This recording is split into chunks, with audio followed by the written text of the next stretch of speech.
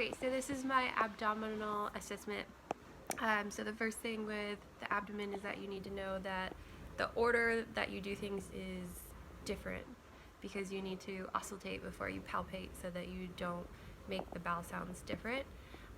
So you would always assess the patient first, so you want to ask them if they're having any problems with their stomach, are their bowel movements normal, when was their last bowel movement, if they have any urination problems, especially for men, if there's any discharge or things like that because of the prostate.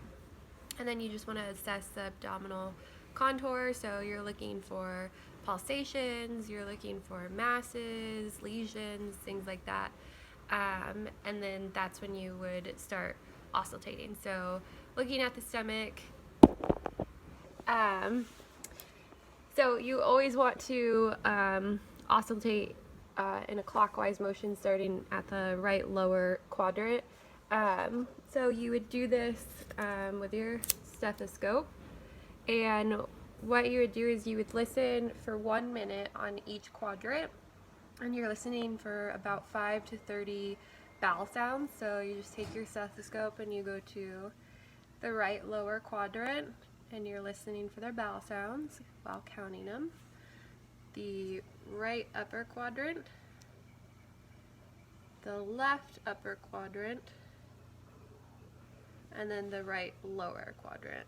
Again, anything from 5 to 30 is normal. If you don't hear any bowel sounds in that minute that you're listening to, then you need to listen for a full 5 minutes and document your findings.